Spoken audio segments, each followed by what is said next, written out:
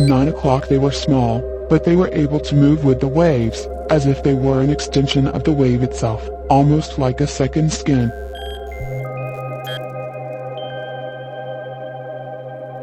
My name is Feileacan McCormick. I'm an artist and one half of the duo Entangled Others, together with Sophia Crespo.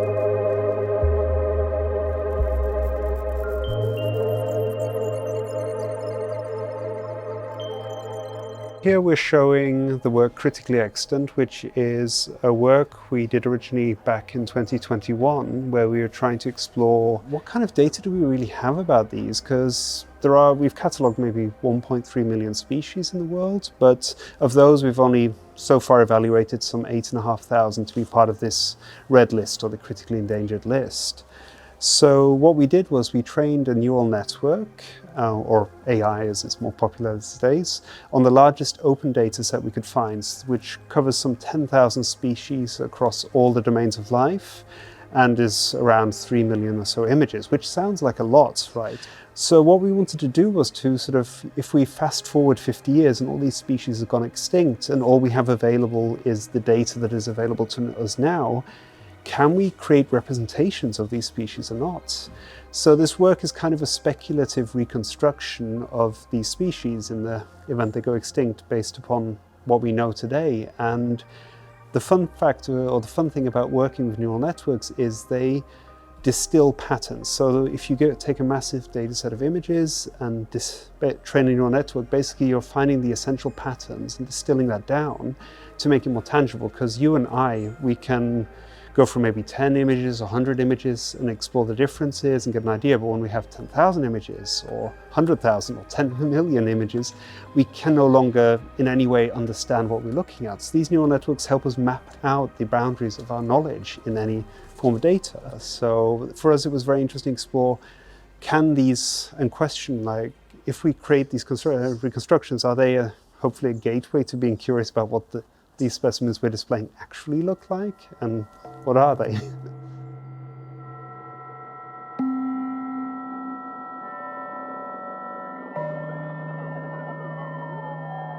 Because we also wanted to highlight, in these days, especially after the 2010s hype of big data, now we have the hype of AI, we wanted to make it a little bit more clear the limitations of these technologies, because ultimately it boils down to, if you do not have data, you are not in any meaningful way able to accurately represent that. And when it comes to biodiversity, which is suffering incredible losses right now, we're talking about up to 80% loss of insects, for example, in Europe. That's a lot of data that's just evaporated overnight, and countless species have gone extinct before they've even been catalogued. So we have no hope of knowing what they might be or what's missing from the picture. So we wanted to make that a little bit more tangible, that we cannot, magically wave a technological wand and this will somehow help us in this case. So for us, it was a way of trying to sort of make tangible those limits to this technology, but in a way that also helps us understand better the limits of what we don't know, and perhaps maybe encourage us to do something about it, preferably by preserving biodiversity rather than just going out and collecting data about it as it disappears.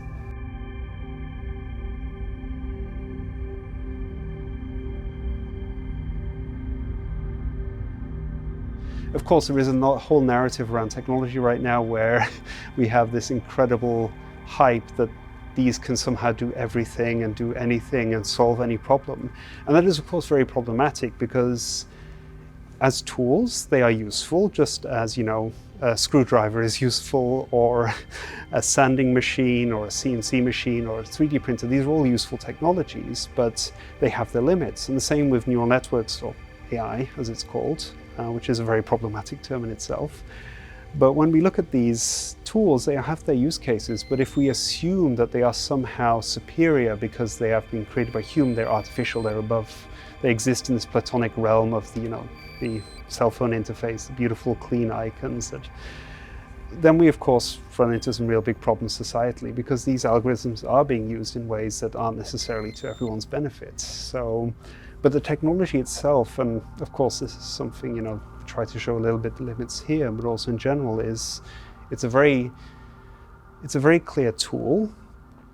when used consciously, which can solve certain tasks. But of course, it does not necessarily serve us to buy into the narratives that we're being served from those who have commercial interests in them. And that's where the arts is always a very nice space to be, because you can both critically and creatively explore what tools can do, show their limits, but also potentially be quite critically able to criticize them and to find ways to make that more understandable.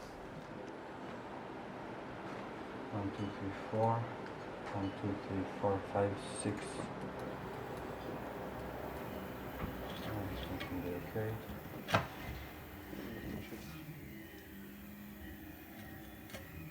This project is in a sense related to this work, that it's about the Caves of Altamira, these 30,000-year-old cave paintings. And they're beautiful, incredible sort of records from history, but they're also fascinating because a lot of the species shown are now extinct. Yet they were 30,000 years ago part of everyday life. And of course, looking at our current situation, we can't help but be struck by the same kind of thing happening now. We know species are disappearing, and how do we record that? So the work is kind of a reenactment of that process where, in a sense, using modern tools, we 3D printed with clay and created these clay tiles that formed this clay walls, three-dimensional clay wall. And then using a robotic arm, each tile was painted using, in a sense, a technological recreation of the airbrushing techniques and the brush techniques that they used to actually paint those paintings originally. And of course, depicting in the Iberian Peninsula animals, insects, flora, fungi, etc., that are either vulnerable, endangered, or critically endangered.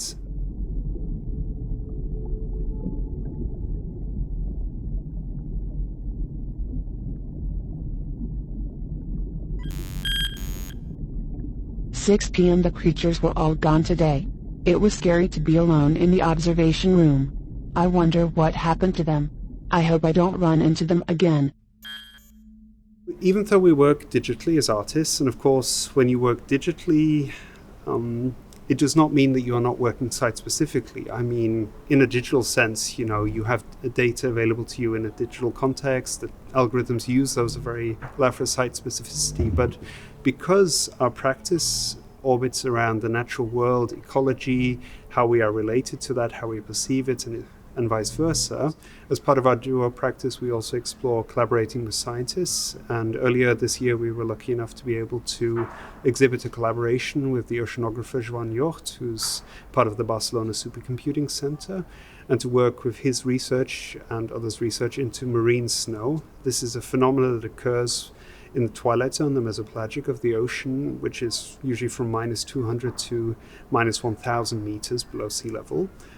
And it's in this zone here where, we know very little of what happens there, but it's thanks to this plankton, the zooplankton, phytoplankton on the surface of the ocean, as they defecate and as they die and fall down, basically what's happening is they are sequestering carbon, just as at the same time they produce the oxygen that's part of every breath we take, also comes from the ocean. What we try to do is, because it's everywhere, every ocean in the world that has these depths has this phenomena. We have very little data, and the data we have is very sparse. So we work together with the oceanographer to find a way to, through the use of simulations and climate modeling, so on, to create, in a sense, a simulated window into the mesopelagic, which formed this installation at the Mi Van der Rohe Pavilion in Barcelona as part of this year's Sonar Festival.